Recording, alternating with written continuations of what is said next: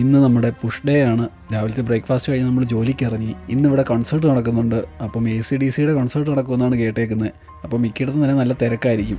ഈ കാണുന്ന തിരക്കൊക്കെ മിക്ക പബ്ബിലും AC/DC ജസ്റ്റ് കൺസേർട്ട് പോലെ അതിൻ്റെ ഭാഗമായിട്ട് ആൾക്കാർ കൂടി നിൽക്കുന്നതാണ്. തിരിച്ച് വീട്ടിൽ വന്നതേ നമ്മുടെ ഫോണിൻ്റെ ചാർജ് ഇറക്കുക തീരാറായി. ഫോൺ ചാർജിന് വെച്ചിട്ട് പ്രീ വർക്കൗട്ടായിട്ട് ഞാൻ കുറച്ച് സ്വീറ്റ് പൊട്ടറ്റോയും ചിക്കൻ തൈസും കഴിച്ചു. ഇന്ന് നമ്മുടെ പുഷ് ഡേ ആയതുകൊണ്ട് ആദ്യം തന്നെ ചെസ്റ്റിന് അപ്പർ ചെസ്റ്റിന് വേണ്ടി ഇൻക്ലൈൻ ഡംബൽ പ്രസ് അത് 3 സെറ്റ് വെച്ച് സ്റ്റാർട്ട് ചെയ്തു.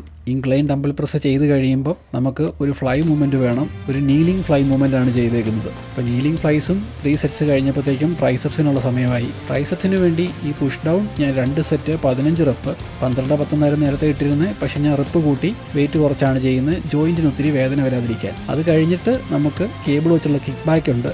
ഷോൾഡറിന് വേണ്ടി നമുക്ക് ലാറ്ററൽ റൈസസും അത് കഴിഞ്ഞിട്ട് ഷോൾഡർ പ്രസ്സും അത് കഴിയുമ്പോഴത്തേക്കും നമുക്ക് ആപ്സിന് വേണ്ടി കേബിൾ ക്രഞ്ചസും ചെയ്ത് കഴിഞ്ഞിട്ട് കുറച്ച് നേരം നമ്മൾ പോസ് ചെയ്തു.